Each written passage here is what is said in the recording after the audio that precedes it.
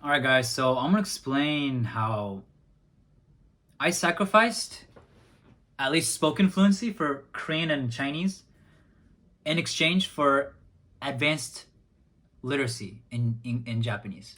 So I could have became fluent in Japanese within like my first year, within just 1 year, had I just only focused on slice of life content.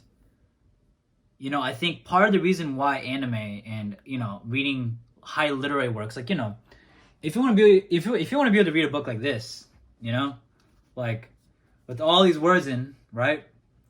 You're gonna have to know like literally 20,000 more vocab, like more words than conversational Japanese, you know, and you know I don't regret it because I want to be able to still like understand like harder anime because I enjoy that. But it's just kind of like weird to think like, yo, I could have been fluent in Korean, oh yeah, I could have been fluent in Chinese, and within the same time, like I spent roughly 6,000 hours with Japanese, and the reason why I know this is because with the stats, like on my anime list with Analyst, with all the anime that I have watched and completed, it says that I've watched 3,000 hours of anime content, and that doesn't count reading, because like I still read like a ton of light novels and a ton of manga. So that 3,000 hours does not count reading. So like if I were to basically adjust for reading and add reading onto that, I spent roughly 6,000 hours of active immersion with Japanese. Right? Because I don't count passive immersion. Because passive immersion is not real immersion for me. Because it's like I don't really do passive immersion. I never really was a fan of it. So I just only did active immersion the entire time. But 6,000 hours of active immersion over the course of like 3 years. Like, I mean, I'm telling you guys, it's a lot of work and I don't regret it. I'm not going to tell you guys I regret it, okay? But, in that same time frame, like I could have learned like Korean.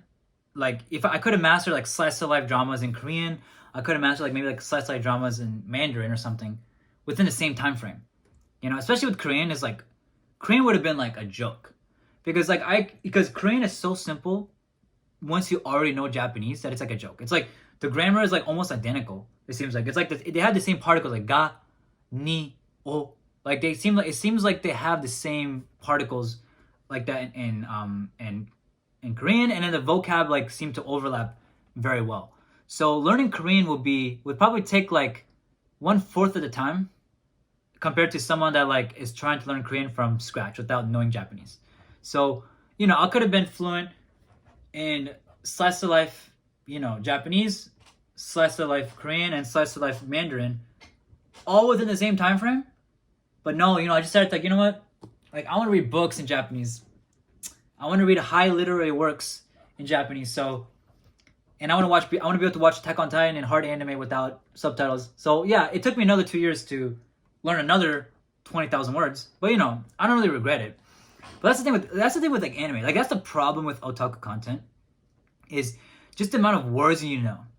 That's why like I don't recommend people use anime to learn Japanese. At least the hard ones. Like I do recommend like slice life anime, easy anime, like maybe sports manga. Like if you watch Haikyuu, or if you watch like Blue Lock, Aishou 21, Slam Dunk, Hajime no Ippo, like those types of sports manga and sports anime, like they're really easy because they use like everyday conversation, like in colloquial language, and they don't use like super hard like military vocabulary and like political vocabulary like they do in like all these other anime like Hunter x Hunter and Attack on Titan. But like you know but it's still a problem though.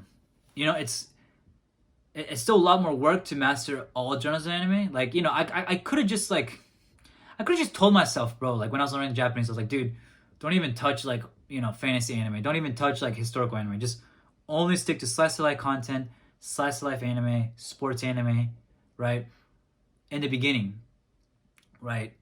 Because I think if I told myself to only watch slice of life anime, I would have gotten really bored really fast, and I also would have probably ran out of content to watch. But if I look at like my anime list, I mean, I just pulled up right now. If I like look at all the sports manga, like sports anime, there's actually a lot of sports anime out there that don't use like super hard vocabulary. So like I could have I honestly, yeah, I could have probably like found enough sports anime to watch for me to master conversational Japanese. Like if I just look at most sports anime, there's Haikyuu, Hajime Ippo, Slam Dunk, Ashita no Joe. There's Slam Dunk, Kuroko no Basket. Like Initial D. Like there's a lot of content that you can watch. Like there's a lot of sports manga content or sports anime content that you can watch, and it'll still stick to like the slice of life domain. It might go a little bit beyond. It might be a little bit harder, and it might go a little bit more beyond colloquial everyday Japanese, like because that's what anime is. Anime tend to be inherently harder, but it shouldn't get these sports anime shouldn't get as difficult as like fantasy anime or like historical anime or like harder animes out there. So yeah, but I do think like an anime like this would definitely allow you to reach like fluency faster, right? Because I really wasted like a lot of time trying to watch hard anime in the beginning when I just could have stuck to like easy anime. You know what I mean? Because like if I wanted to, like I could have just stuck to easy anime with slice of life and sports anime, and I just basically watched like, and it just went to Korean. I would probably learn Korean within like 9 months of slice of life dramas, like slice of life Korean dramas, and maybe like another year and a half of like maybe Mandarin slice of life dramas of Mandarin. Because it seems like with Mandarin, if you already know Japanese, it takes twice as much it takes twice as much time to learn Mandarin than Korean. It seems like in terms of difficulty, because like once you know Japanese, Korean is like the amount of time it takes to learn Korean gets halved because you already know Japanese. So it's like so much.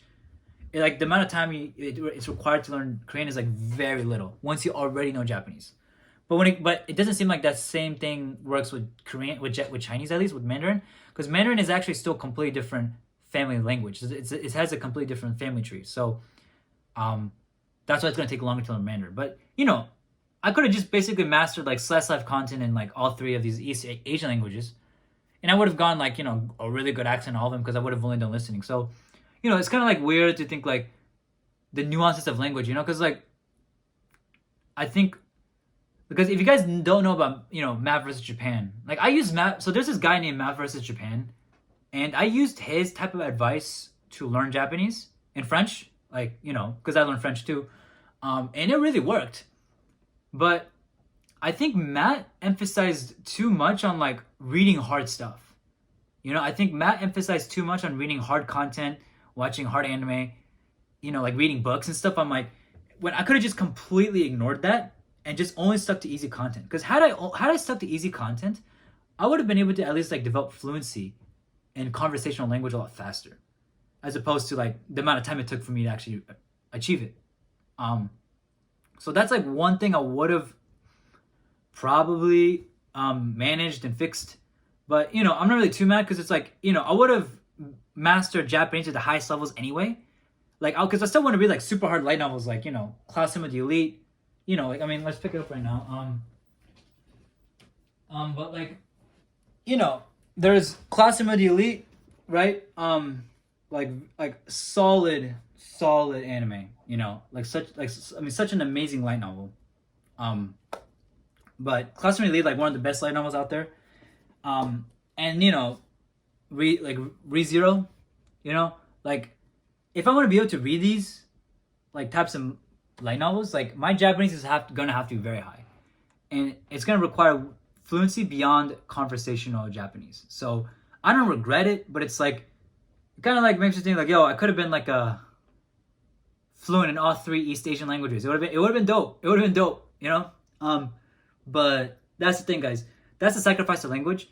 That's why when you learn a language, guys, you want to be very specific with the language that you want to master, right? Specifically within the language. Like what domain of math, like what domain of Chinese, what domain of Korean do you really want to master? Like, do you really want to read books in the language, or are you just like trying to be like an elitist and trying to like say that you can read a book?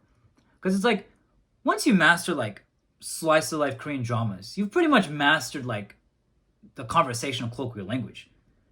And at that point, the only way to diverge from that would be like, maybe watching like police dramas or like maybe watching like historical dramas, just like watching historical anime. But it's like, do you need to know a little extra of crime vocabulary? Do you really need to know that extra like historical vocabulary for you to watch that? Like, I don't know, but you want to be very specific with the domain you want to master, because it allows you to achieve the goal a lot faster when you're more focused on a niche. Right? Specifically, if you just only stick to slice life content, colloquial content, it's going to be a lot easier to, get good, and achieve fluency. So, but with me, like, I wanted to master everything. So, like, for me, like, I would have done it anyway. But, like, that's one thing you guys want to keep in mind. It's like, if you're not interested in mastering, like, hard anime or hard light novels, then don't. Like, don't try. Like, what's the point of doing it? Yeah, like, reading these works are really, like, it's really cool to read these. And it requires a high level of fluency in the language, definitely. But it's like, you don't really have to do it, though.